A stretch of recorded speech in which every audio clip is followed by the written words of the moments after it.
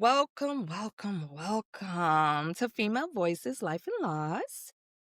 I am your host, Wayna Berry, and today I have an amazing guest who I had the pleasure of working with not quite a year, but it felt like longer. Miss Magaly Maldonado Lopez, and that's a mouthful. I love it, just as sassy as she is. And so she is a licensed master social worker, born and raised in Dallas, Texas, currently provides therapy to children. She has passion for emotional well-being and human rights. She loves to spend time with her crazy family. I can second that on mine, friends, and her cute little chihuahua, while sneaking in some yoga in there too, as well as exercise, because I know how she is about her body. So, also, she sucks at being vulnerable. And I don't know if there is any one of us that does that well, yet understands the importance and need for vulnerability.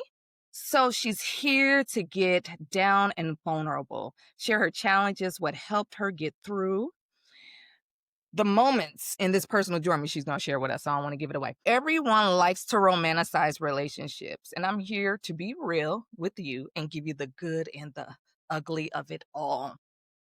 Magali is here to remind people that the best thing about being human is feelings and the beauty and the ability to feel all those emotions from joy to grief.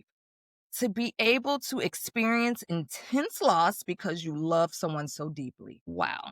How lucky are we as humans? So, I know we don't feel lucky when that grief hits. We don't. We don't. I love how you talk about the romanticize of relationships because I do feel like we all came up with that kind of Prince Charming. We're gonna fall in love and live happily ever after. They never tell you about the ups and downs. So welcome. Thank you, Luana, for having me. I'm super excited to be here and get to just talk about relationships and just talk about the reality of it. Cause yeah, just like you said, we really focus a lot on romanticizing, especially as kids. That's kind of what we're like brainwashed in a way is like, you're Prince Charming and that things are just sunshines and rainbows and unicorns and all this amazing stuff. And the reality is, as you probably oh, no, it's not the case. There's a lot more that comes with that, and it's not always unicorns and rainbows, and oftentimes can also have some thunderstorm, rain, maybe a little bit of hail in there too. Yeah, it can be really challenging sometimes, and so I wanna, be here and be vulnerable, and let's talk about it. What's this personal journey? How has life shaped in the last, I don't even want to say, has it been a year since we've seen each other? Yeah, it's been about a year. So, how did life unfold? Because, at the end of the school year, which she's a professional, so I'm not, I'm going to talk trash. So, the end of the school year at the school that where we met, we were both being smacked around, like literally. And just working with Magali just made my life so much easier. She's such a warm and welcoming person to work with. But at the end of that school year, there was this big life thing that was going to happen. You and your guy, y'all were moving, you were talking about buying a home, and it was all beautiful. It was all beautiful. What happened? Yeah, that's what I'm here to talk about. Yeah, no, that's kind of exactly right what we had talked about in our last little time of seeing each other that I was planning. I was actually living in St. Louis at the time, and I was gonna be moving back to Dallas with my ex-partner at the time, and we had really, we were excited about this move together, and we had talked about buying a home together, like, we were really thinking about our future, and I think maybe some of y'all might feel the same way to, any of our listeners that, sometimes you can plan for the future with someone, but there still might be those ongoing challenges and maybe we're not sharing them as much or as vocal about them. And I definitely think that was the case for us is like, I think we thought we were making progress, but it wasn't necessarily the case. I think we still had our underlying challenges and issues that we weren't really, I think, fully addressing. And I think as I've reflected from then, I think we did have our unresolved childhood challenges as well. I think we're both human beings and who are right, have our own challenges that we went through as a kid. And I don't want to speak for him, but I'll speak for myself at least in my challenges. And it was hard. I really do think Your relationships are a big reflection of your childhood relationships, and I mean that specifically in regards to your parents, and for me, that is such a great reflection, and I didn't realize it in the moment that a lot of, like, the same some issues that we were having were issues that I had with my parents. Yeah, it was such a big revelation now to be at this point in where I'm at now because, like I mentioned, I had the thought about coming back to Dallas, and I did end up moving back to Dallas, and this is where my family is at, and with being here, it's brought me, of course, closer to my parents, and that kind of reminded me a lot of my childhood wounds as I was having challenges, and so, like, to bring up an instance, I was talking to my mom about, challenge we were having, and in those moments, like, I was expressing to her my feelings, and immediately after I expressed my feelings to her, she kind of made it about herself, and she was like, "I'm the one struggling, I'm having all of these challenges," and it instantly reminded me of a conversation that I had with my ex-partner, and I remember a time of me going to express my feelings about a problem that we were having, and then me just being like, "No, I'm not trying to, like, make this about you or attack you, I'm just trying to express my feelings," and whenever I had that conversation with my mom, I was like, "Whoa, I have had this conversation before," and I think that's sometimes I think when it comes to relationships is that, um, it can oftentimes be easy to blame our partner, and don't get me wrong, that is challenges and what's perfect whatsoever, but also sometimes there's a lot deeper stuff that may be going on than what we may realize, and I think that's what I learned through just this reflection, I wanna say at least, but, just to kinda go back to your original question. Yeah, there's been a big change, and because of our underlying challenges, we weren't able to work that out, and we did decide to separate, and I feel, obviously in the moment, it was a very hard moment, a very hard decision for us both to take, because at one point, we just, like, weren't able to really solve our challenges anymore, so and I wanna say, like, specifically, just to get a little bit more vulnerable with y'all and just kind of break down really what happened. So One second, one yeah, second. So I want you to take us from the beginning though, just a very short of how you guys met, what you thought it was going to be, so the audience can kind of see, how from your mind anyway, what this new thing was going to be and how excited you were about it. And then okay. Yeah, no, so just kinda start from the beginning of our relationship, correct? Okay, yeah, I can do that. Alright. Mhm. Well, so just to tell you a little bit kind of how everything started, our relationship kinda started kind of crazy, I'm not gonna lie, and so I had recently kind of gotten out of a relationship, and I, was hanging out with one of my friends, and we decided to take a picture together, and he, like it was on Snapchat, and he thought I was cute, and he was like, "Hey, who's your friend?" And he was like, "Oh, what's your Snapchat?" I know, really, like, Gen Z kind of love story, I feel, but that was very much how it happened. To share another big important part is, I was living in Texas at that time, and he was actually living in Kansas at that time. My friend, it was one of my childhood friends, she was actually going to college in Kansas, and so that's how they knew each other, and so that's kind of how the universe brought us together, and so we, like, had no intention of, like, dating or anything like that. We were just, like he was in Kansas, like, I was in Texas, like, we just kind of became friends. He just was, like, would ask me about how I was doing and just kinda get to know me, and we didn't think anything of it because he was in Kansas, and so that was really, really beautiful about it is that it took a lot of pressure away from, like, the dating pressure of getting to know someone and just being authentic, like, we could just really be ourselves because we weren't trying to impress each other, we were just trying to be friends, and so that was really nice, but I think after a while, I think we both started to catch feelings for each other, and so that was kinda how, like, started our feelings-wise, and then but I do wanna share that, as we were getting to know each other, like, he would tell me about himself, of course, and so, like, I also, I feel like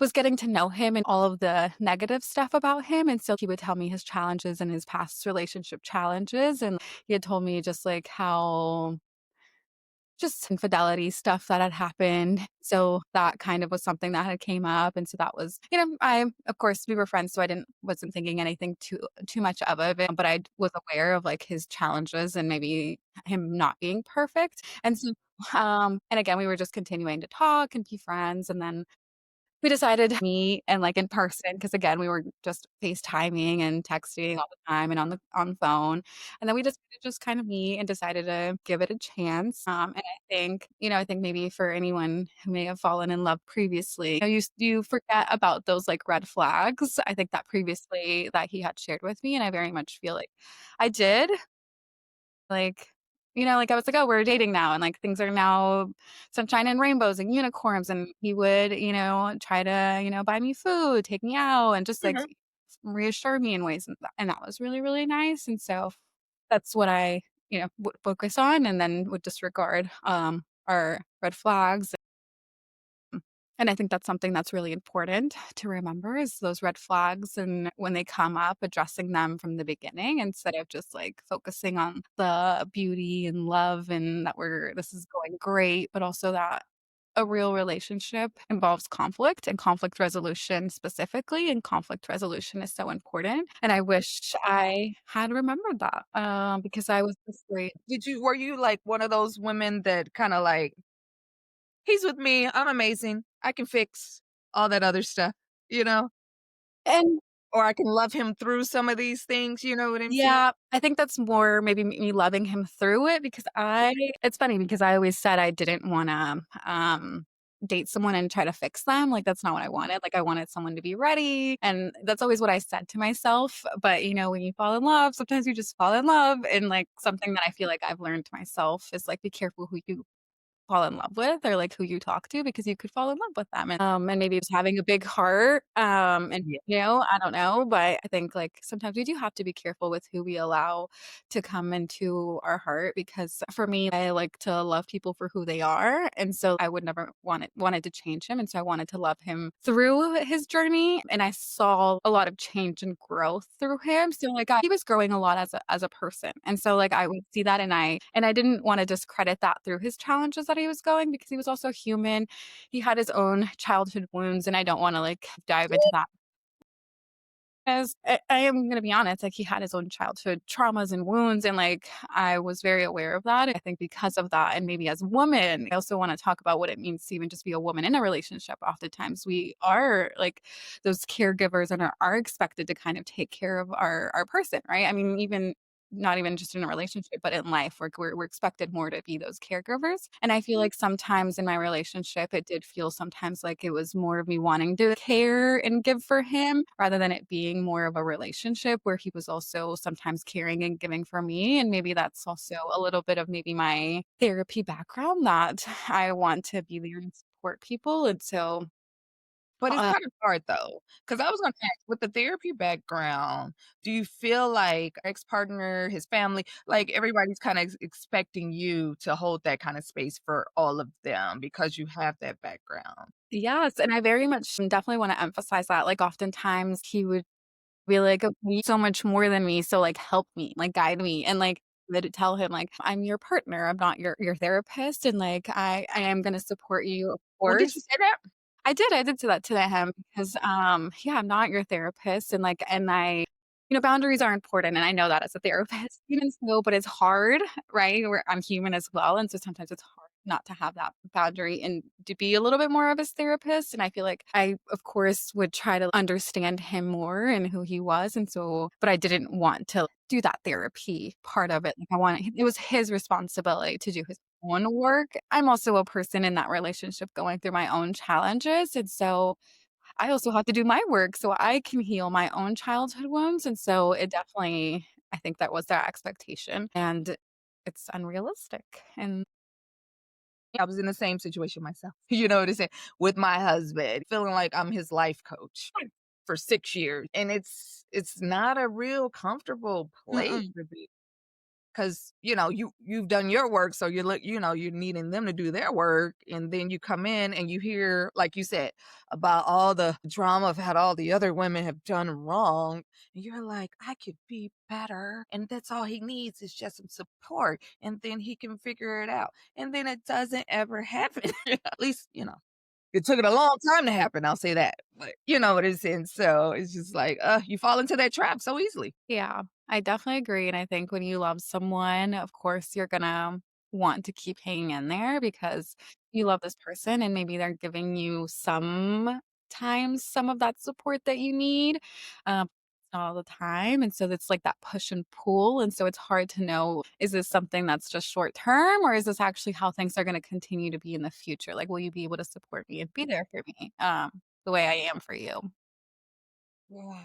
And that's tough for guys too. Their mind and brains don't work in that kind of way that we do. We're givers. We want everything to work. We want everything to flow. We want to do what's easiest, even sometimes at our own detriment. Yep, and I definitely wanna emphasize that part too, sometimes at our own detriment, because, yeah, I definitely feel like I lost myself, I think, at times in my relationship, and I feel like I didn't always prioritize myself and my needs, and not because I didn't want to, but because I was also in love. Like, I also wanted to support my partner, and I would go to a lot of his things because that was part of being there for him, and I also don't get me wrong, it's not that I didn't enjoy it, I did enjoy being there, but also I think being in a relationship also well, I like using the word partnership specifically because it really reminds you that it is a partnership, that it is 2, that it's not just one side leaning, and I think that's why maybe I do sometimes use the word relationship because it definitely felt like sometimes it was more of like one way or the other and not a partnership, and I think, yeah, partnerships are so important, and you have to also make sure you are okay through all of this, and yeah. And when you said losing yourself, what did that look like? How did you know? You're just doing your reflection and stuff. How did you know like, man, I lost myself? I just think, like, even just in this last year, we broke up and all of that, like, I feel like I've accomplished a lot, and I think that's a lot. Like, I've been of course, my time is now my time, so, of course, all I am focusing on is myself, but I previously had my goals. I mean, I've always had my goals. I'm a very goal-driven person, but like I mentioned, like, a lot of my time, I wanted to be there to support him, like, making sure like, I loved, just even making dinner for him, like, little things like that, or I don't wanna say just him, for us, making dinner for us and, like, going to, like I mentioned, to some of his events and, like, I don't know, doing stuff for maybe us rather than just myself, and so, like, not maybe just for him as well, but for us, but also what about me, just for me, like, doing things just for me, and so I think that's the part I think is losing myself, and so, like, sometimes I was able to not lose myself and, like, I was working out, which is always something that I've always enjoyed, but I think now, like, since, having my me time again, I've been doing some yoga, and I've been really, really loving that and just, like, getting back into that. I also have, like, my own financial goals that I have for myself and being able, just saving. I've learned about investing in the stock market and just, like, stuff like that, that I always had my own goals, and so I'm hopefully soon gonna be buying a home, just, like, little things like that that I have for myself that, like, I want to do for myself that I'm doing for myself now for me because it's Yeah. and so I have some other future goals that I have out there. I also start a podcast, so maybe in the future, and yeah, just like my own stuff that I wanna do for myself, and, So it's really exciting just to hear you talking about some of the, you're checking off some of the boxes of things that you wanted, such as buying a home and things like that. And I think a lot of people might hold off on doing things like that because, oh, I'll do it when I get married or I'll do it when, ABC. So it's really kind of exciting, to just be like, no, this is what I want for myself, and rent is high as hell. So it's better to buy if if you're able, but just thinking about newfound clarity and, you mentioned a lot of, kinda childhood wounds. What were those for you? well, my childhood wounds, I feel like, if I'm being honest, my parents were not able to emotionally show up for me. That was just not something their parents did for them, and so, like, I understand that, and acknowledge that, but of course, I'm human, and so in the moment where they're not able to show up for me emotionally, it sucks, breaks my heart a little bit and shatters it a little bit. But I also, as an adult, I also understand my grandma was not very nice to my parents. They were, physically abusive to them, maybe emotionally abusive. And so, how could my mom or and dad show up for me if they never had anyone show up for them? And so I think that's a big childhood wound for me. And I think I didn't think I realized it so much. Again, through my reflections, I've been able to kind of notice it now. But I definitely think, yeah, those like came up in our relationship. And I feel like that was just I think a big one is sometimes I wanted him to show up for me and be there emotionally, and he did not have the emotional capacity. If I'm being honest, he was not emotionally intelligent or emotionally mature, and so yeah, exactly, and yeah, men in general, right? And I'm also 27, so his brain is, like, barely developed, and so, like, it was just yeah, it's just those challenges, and so, like, yeah, that was one of my big childhood wounds, and also, another one is, financial stability, I think, was also very important for me, and so, like, I grew up moving a lot. My parents even till this day, my dad still complains and worries about money and just, like, not having enough money, and so that for me is, something I hear all the time, and so, like, I oldest daughter, and so, like, in, Hispanic culture, women, kind of, do a lot for the family, and so that's kind of a lot of what I had to do, and so I was very aware of, like, just, like, finances, struggles of the family, and so I didn't want any of that, and I think sometimes I did put pressure on him, and I don't wanna say, like, to make more money or anything like that, like, not to him necessarily make more money, but for us to, like, have financial stability, and I would, like, tell him all the time just how important that was for me, why I wanted to make sure we were saving and why we were, thinking about buying a home and just, like, being mindful with our money. And so, that was definitely something that came up, and that was really hard for him because, if I'm being honest, his family was very supportive and, like, he never had a struggle of like that financially, like, his parents would, to this day, probably buy him whatever kind of thing he needs, like, they bought us our couch for our apartment when we were living together, and so it's just that, like, little things. He didn't have that struggle, so he didn't understand, like, why it was so important to me. It also felt like a big pressure because he had never really had to take care of himself or anyone, like, he was in a way taking care of us because we had our apartment together and we were, creating our life together, and so I do think that also created a lot of pressure on himself. Yeah, and I also think, like, he also had his own mental health challenges as well, and, all of that plays a role in, healing and being able to solve those challenges too. Do you feel like you dated your parents, though? In a way, sometimes I wonder that too, because again, me being back, I feel like has reminded me a lot of these things. I think sometimes my parents are able to show up for me and sometimes they aren't. And look, okay, like a good example, like my dad forgot about my birthday. It's just like, who like my dad? And I'm his favorite child. Smart. And I'm his favorite child. So, and that says a lot. Okay. And so, like, I mean, he was a super forgot. He like texted me at like 10 PM, still like, really? And so that's what I mean. Sometimes my parents can show up for me. Like, my dad drove all the way to St. Louis to come help me pack my stuff. Like, he showed up for me. And then, like, it was awesome, right? But then it's little moments where he can't show up for me. And it's just like, what? Like, I'm your favorite? I say I'm the favorite. I think I am.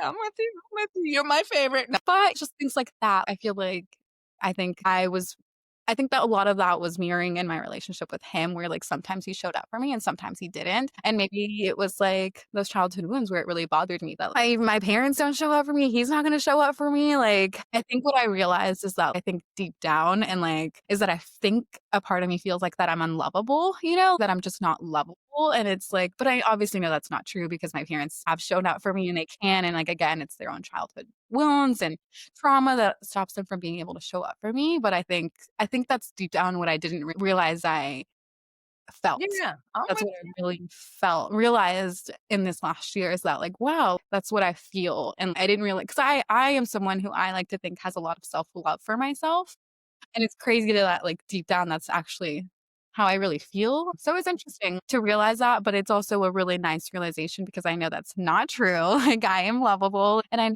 like, the reason things didn't work out with him wasn't because I'm not lovable. It's like I had my own childhood wounds, and he had his own childhood wounds, and he also had his goals that he was focused on, and again, I also think his mental health impacted him, and I think he needed to take care of that, and had no desire to, and I can't, I can't be his therapist and heal him. And so, like, again, I know I can cognitively think and understand that I am lovable, and But there it's nice to is know. the pull though when we're around people that remind us of our family, because we Yeah, love our family. And then we're like, "Oh, this feels normal. This feels really good because it's the same energy from mom and dad. I myself have married my mom and father 2 times.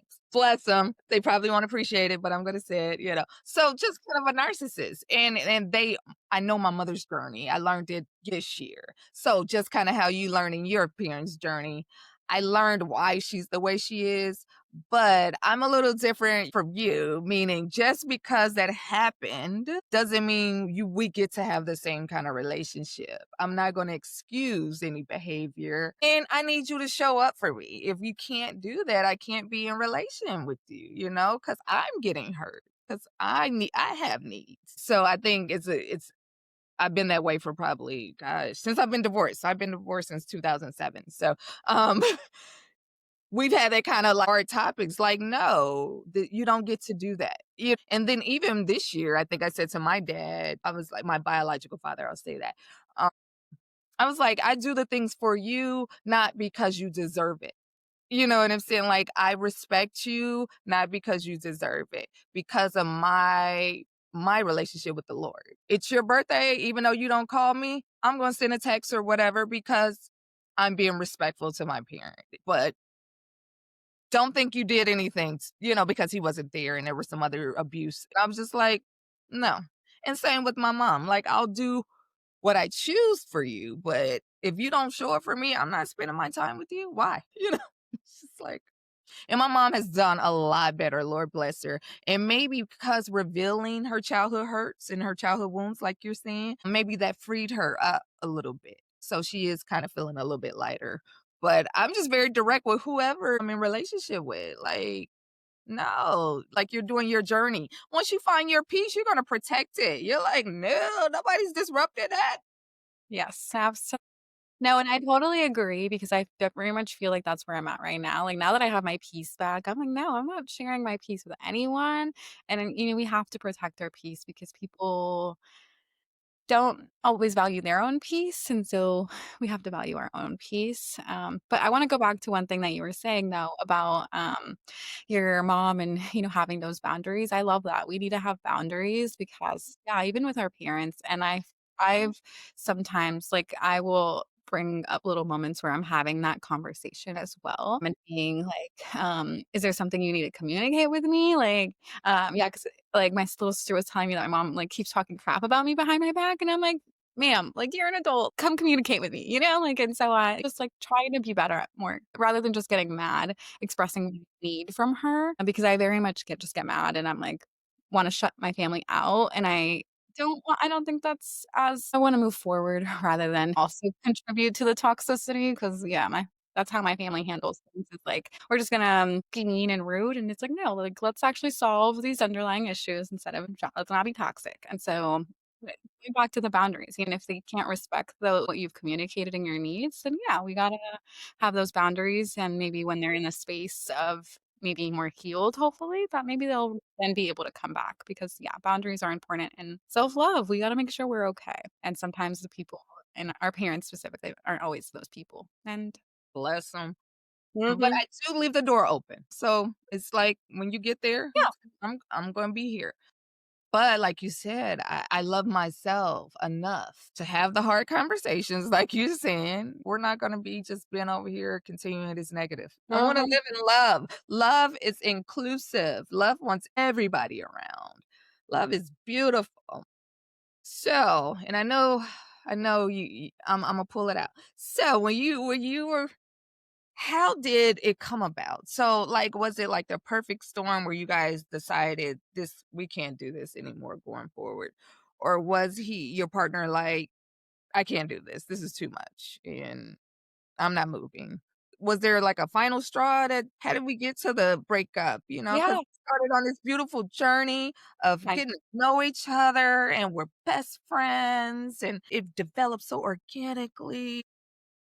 Yeah, and the thing is, like, I feel like we always had, like, our underlying issues, and I think, like, I always I think it was because of me, that our relationship lasted for so long. If I'm being honest, it's because I don't even wanna say I don't wanna use the word respecting, that I wasn't respecting myself, but more like I just wasn't, like, upholding my boundaries and my needs, and, like, I was, like, flexible with them, if that makes sense.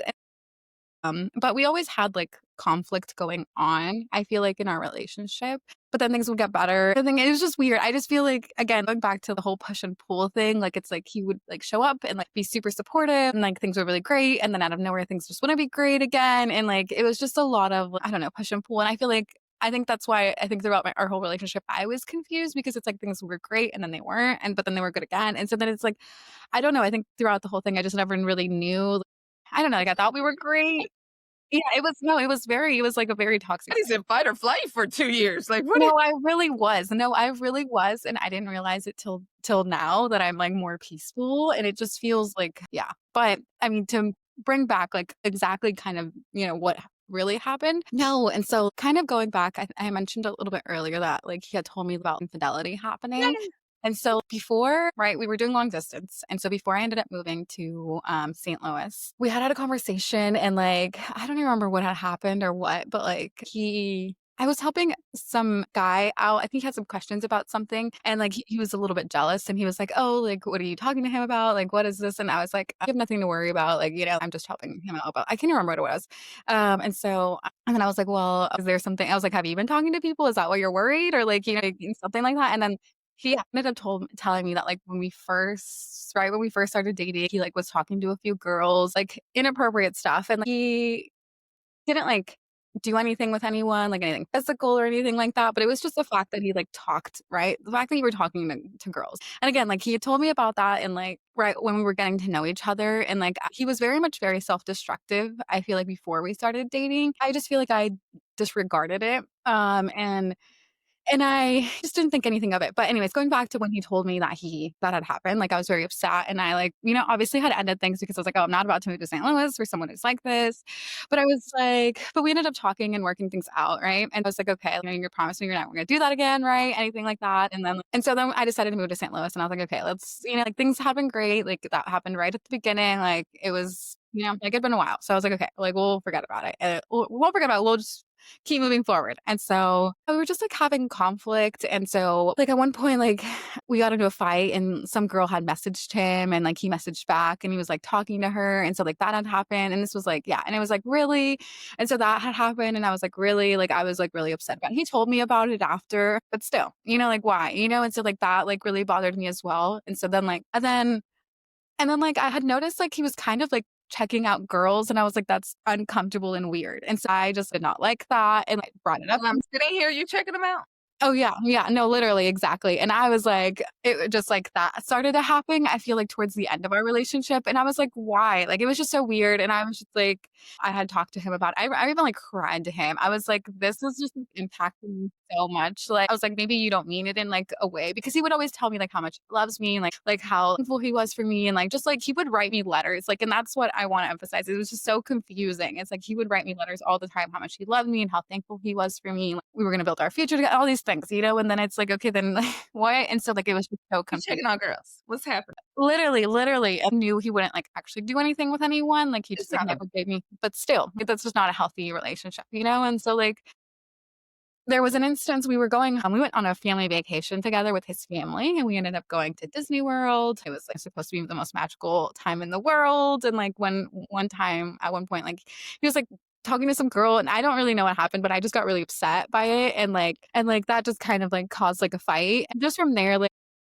we just, like we're just fighting a lot, like, we just, like, couldn't stop fighting from then, and, like, we're just over it. We were just been in fight or flight for just such a long time that it just, like, wasn't worth it anymore. Like, we had, like, those good moments, which was so confusing. Like I said, it was very, very confusing, and maybe some listeners have been in relationships like that, where it was very confusing, and you're like, "What?" Like, I get you. And dated this guy, right? And I didn't even notice. I was so gone. Imma just tell you, gone. He was oh my god, Stan, what's his name, right? And so I would talk to my friend Shannon, and I would be like, "Stan came by." My voice would change all the time. Like, oh my God, Stan was here. And so he would do things like you're saying, surprise me for lunch. He always paid for everything, such a gentleman. I had foot surgery. He picked me up from surgery, got my medicine, got my food, stayed there with me all day, just like all the courting things that you think a guy would do. But I never met anybody in his life. I never met his best friend. I never met his family. We encouraged each other through grad school. We would be on the phone all night doing our homework. He's doing his paper. I'm doing my paper. And me, I am a connection person. If you spend quality time with me, and our conversations are fun and impactful, I'm gone. He never touched my body. I'm gone, but it never went anywhere. I mean, so I stopped answering his calls because I had a counselor girlfriend and she was like, "Girl, what are y'all doing?" Like, you need to give him space so he can figure out what he wants to do. Kind of like force him to show up. So I did what the kids do. I just ghosted. Instead of having a conversation like an adult, I'm growing, I'm still growing. But it was hard because I was gone.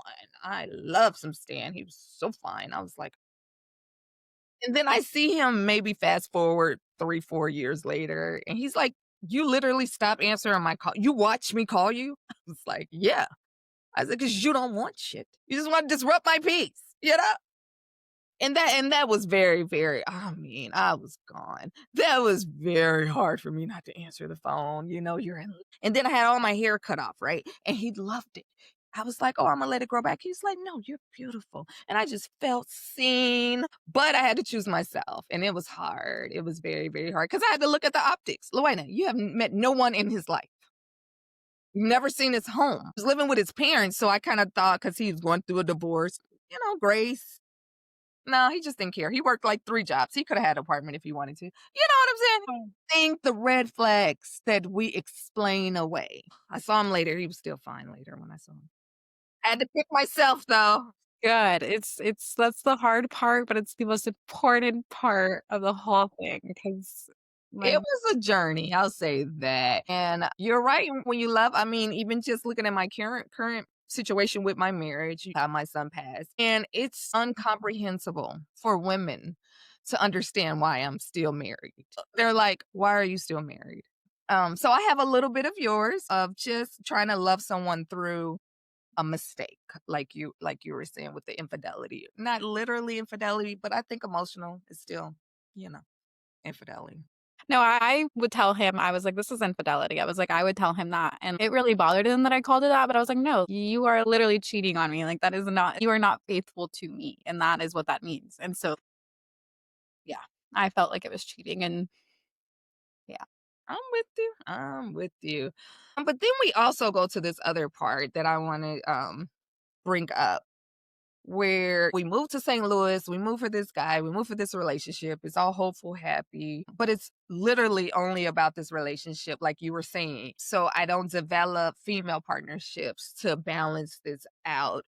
I'm kind of making my partner be my God, for lack of a better word. And men just cannot, and I'm gonna be honest, I don't care. You can be the most sensitive, balanced, whatever kind of guy. They cannot check all our boxes. We're complicated beings. And so sometimes we're putting them in a position they didn't even earn yet. Then you got the thing of I heard this lady say, like, "Baby girl," she said, "My mom would say to me, 'Baby girl, that man can't be your whole he can't be your everything. You gotta have your ride or die girlfriends, you gotta have some other people outside of that relationship,' Because what happens when you get mad and you fussing that week and da, da, da. I don't have nobody else. I'm alone. I'm isolated. I'm getting sad." So I agree with all of that you're saying. Yeah, no, I feel like being in St. Louis reminded me how important community is, and, especially because I have mostly always had my community being in Dallas. I also lived in Austin, and I made some friends there and had my community there, but being in yeah. St. Louis, I just feel like I didn't also give myself, I think, a lot of opportunities to also build community just because we were doing a lot of his stuff during my free time. And I want to say that it was just because of his career. It was just a lot of the things that we had to do was kind of outside when I was out off of work. And so, like, it made sense, but also I could have prioritized myself more, right? Again, putting ourselves first. Regardless if we're in a relationship, it has to be a partnership and you have to prioritize yourself. And I didn't. And I definitely, that's one of my, I think a really big, I don't like using the word regret.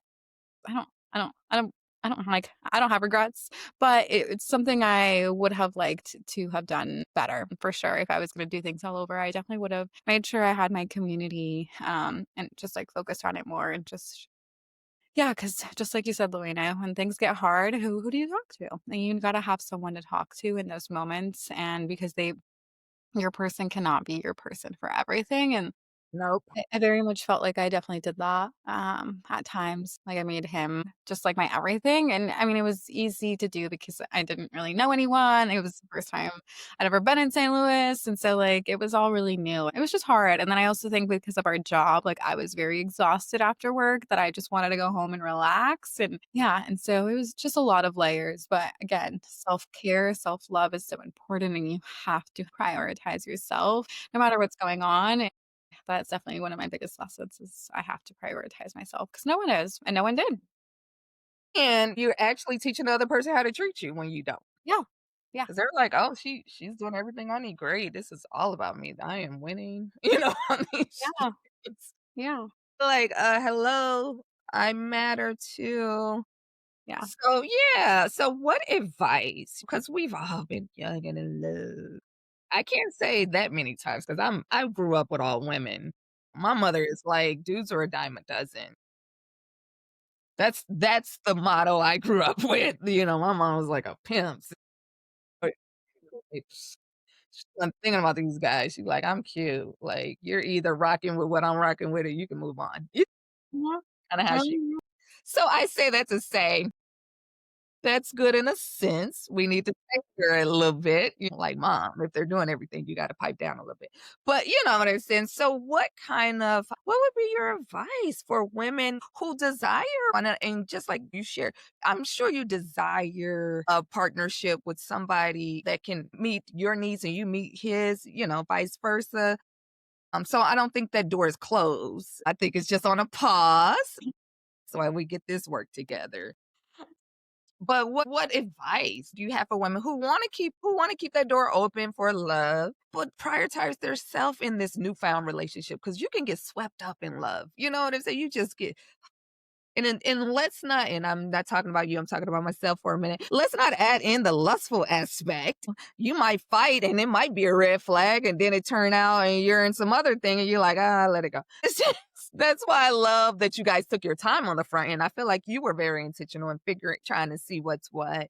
But how can we not get caught up into the fairy tale of it all and, stay grounded because I'm gonna tell you, I'm 45. I will absolutely leave you.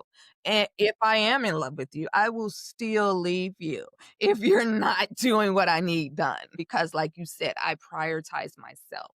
And I don't want nobody that can't give what I'm giving. I'm putting my all in. You can't put your all in too? Uh-uh. It's a problem. But thankfully, Imma say this up front, my husband has been working 110% for the first time ever. He took off work for a week just for me. He was like, "When I get the kids, we gotta prioritize each other." So oh, that's it. But I'm just saying, how do you keep yourself grounded and not getting lost in it? And how do you walk away when you're so, so in love? You know what I'm saying? But it's not a good fit. yeah, yeah. Well, my first thought is, self-love, I think that's really what you need to focus on first before you start wanting to date, and it's really hard because who doesn't wanna be in love and who doesn't want, who wanted to take 'em on cute dates and, like, all of that comes with it, right? That romanticizing part of it, like, that fun part where you get to, like, plan stuff out, get to go on dates, and I don't know, like, go to the carnival or whatever, I don't know.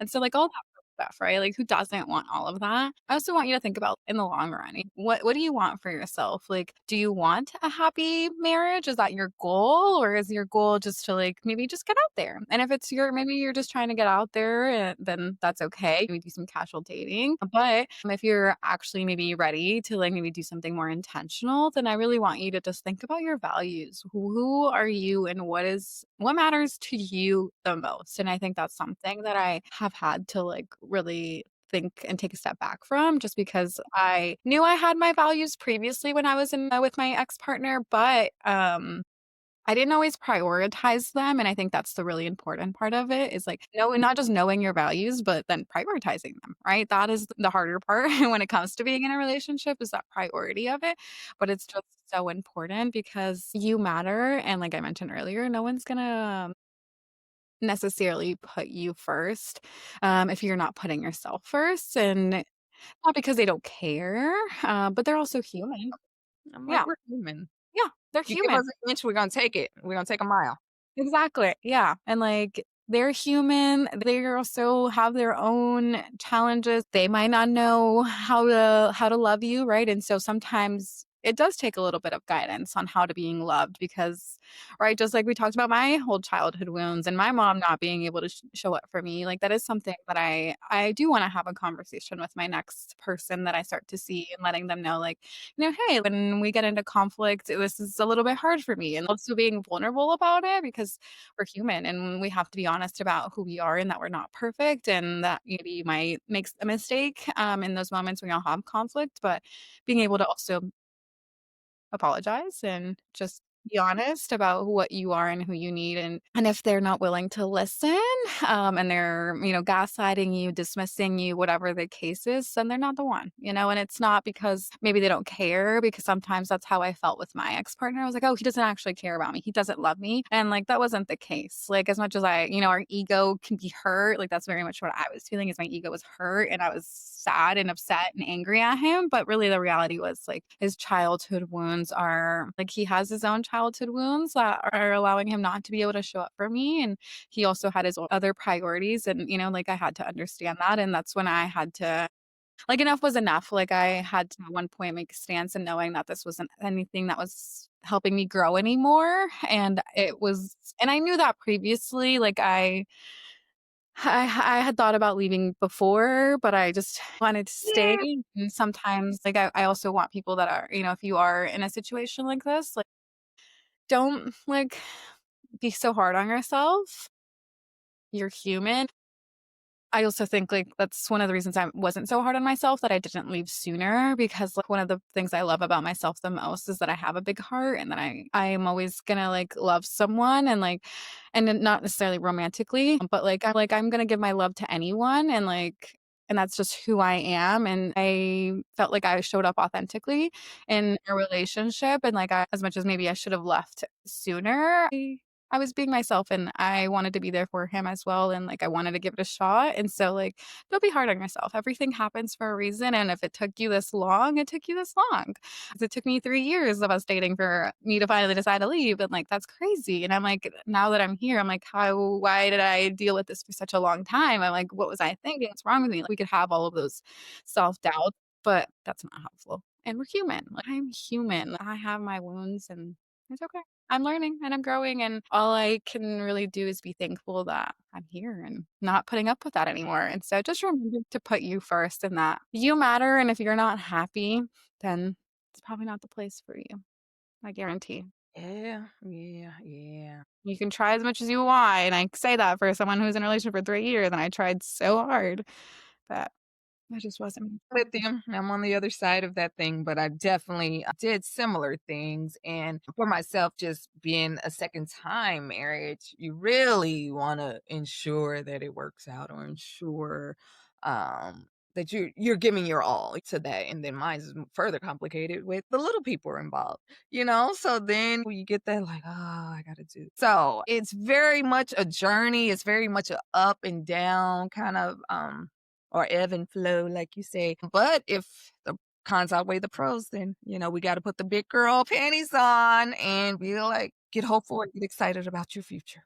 Yeah, and I wanna add something else to that, like, I have started to date a little bit, I've been trying to get back out there because it's been a year, and I'm like, "Okay, I do wanna, fall in love again," and it's also, like, as scary as it's been, like, it's also been very healing because, like, my ex-partner, he was not very emotionally intelligent, and so, like, conflict, I just it was conflicts are so hard. Like, it would take forever for us to solve anything, and now that I've been dating, like, I can have a conflict with a gentleman, and it's like, this doesn't have to last, like, a whole day of us trying to create a whole conflict and resolution. Like, we can actually just talk about it in, like, 5 minutes, and it's not a big deal. Really?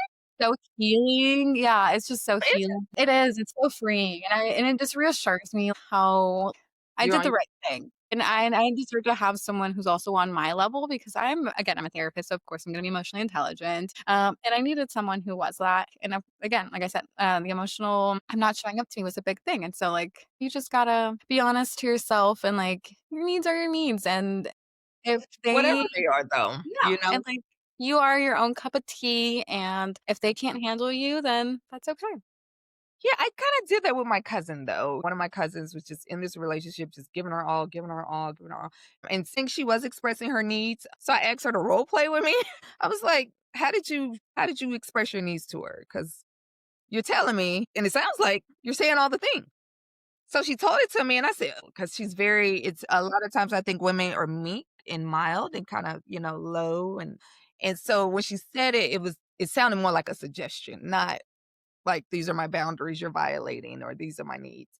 And I said, "Oh, she thinks you're playing with her." I was like, "You gotta say it with your chest. You're not she's not buying it." You know? So, or she would tell her girlfriend, "I need ABC," her girlfriend be like, "Oh, okay." And she'll move on, throw her some money or whatever if she's working too much, kind of a thing. And so, finally, I was like, "Girl, you need to say that with your chest. I don't know what's happening here." And so she did. And so I wanna just give this update that I'm fully taking credit for. You deserve your credit. Is well on her way. She's engaged now. It's been a year later. She's blossoming. It's so beautiful. She's found her partner and life not without challenges, but things that they work on together. It's very healthy. They talk. It's not money centered because the best things are not. And that's what I try to tell my husband. Like, all the good that we love in this life is not the material things. So, I'm saying that to say, Magali, it can happen for you. You can find your person in another year. You're telling us you're engaged and about to live your life. It's gonna be so beautiful. So, I'm just saying, stay open. That's all. Keep those boundaries high, those standards high. If they ain't checking what you need them to check, you can drop them. Because I broke up with my husband 4 times before we got married. Like, I'm not dealing with it. Okay. Yes, I agree, and I'm gonna take it in because I need to remember that because, again, I am human, and sometimes it doesn't stay. Yeah, it was funny that last time he tried to get cocky with me, like, "You don't want all this?" I was like, "I'll pass." You're like, "Bye, you don't want all this?"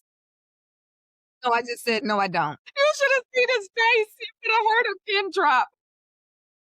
I'm making all this money Good. and everything, and "You don't want me?" Yeah. And girl, it's so funny. He walks out the house like he's leaving. Fine, then. I'm like, "Fine." Then he stands there. You can hear him in the hallway standing. Aw. He's like, "Okay, let me rethink this." He's like, "What do I say now?" Yeah, I He's was like, like, "That "Bye. didn't work. See you later." Yeah. That didn't work." Not at He's like, all. But "Good. That's how he it's came supposed to back and be." was like, okay, here's where I can compromise." See? And that's the part we needed, the compromise. Mhm. Imma do better. Imma get Imma get a bonus at the end of the year. I'm gonna buy you a ring. It's gonna be great. We're gonna move forward. I was like, "You can buy me a ring. I'm not moving in with you," but, Yeah, he bought I the ring. He was love like, "What?" it. I love it. I was like, "No, we got small kids. I can't be living with you." So, saying all that to say, held those boundaries, did not compromise with who I was and still becoming. And forcing not force is a bad word, but challenging my spouse to rise in a more intentional and deeper kind of way. Yeah, And he's doing it. I had to get beautiful. on my own way. I'll say that up front as well too. Cause sometimes with women we kind of hover. And sometimes we gotta give them the space to figure it out or whatever. I agree. Yes. So it came together organically, but I think you're a person who's very open, you know what I'm saying? And if somebody is, talking to you, intentional communicating about things that are going on, whether it's good or bad, I think as long as they're working on it, I'm working with you, but I don't want to be stuck and I don't want to be talking about the same thing 18 times. I agree. I'm over that. That was a one-time New stage in my life. standard. Yeah, Yes, one stage of my life, done, over with. and dating is so freeing because you can cancel it right on out. You don't even gotta Literally give an not, explanation. right? Ghosto.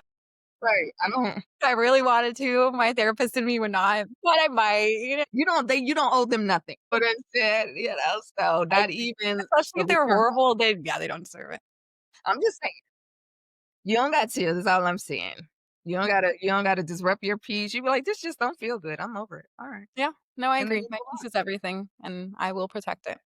It's so fun, and it's so much freedom on the other side. It is. I agree. That's what I've been experiencing, and it's been very beautiful. I've been very enjoying it.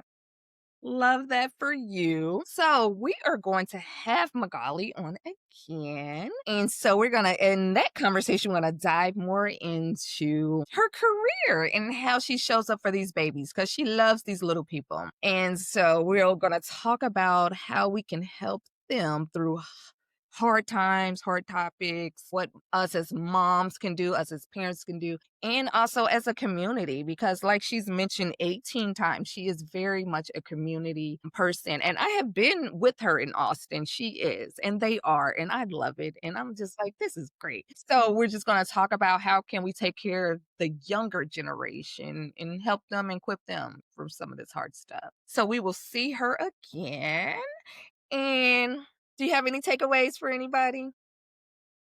Well, my one big takeaway for everyone is remember to just give yourself lots of self-love. No one else can give you that amount of love that you can give yourself, and you are lovable and so amazing, even if you're not perfect or feel like you want to be where you are or want to be where you want to be. I know I said that really weird, but yeah, just, be happy with just you and who you are right now in this moment. And again, you don't have to be this perfect being because no one is, no one, no one, no one. And so just be happy with where you are and enjoy the journey. Oh, and I also, Lena, I don't know if you're okay with this, but I also have a dating bill of rights that I was thinking about, and with my kids actually when I'm doing therapy with them. But I thought it'd be nice for maybe anyone who is wanting to start dating or maybe having some dating challenges. I have this dating bill of rights that I use with kids. It just reminds it's kinda how we have our, Bill of Rights, our Mhm.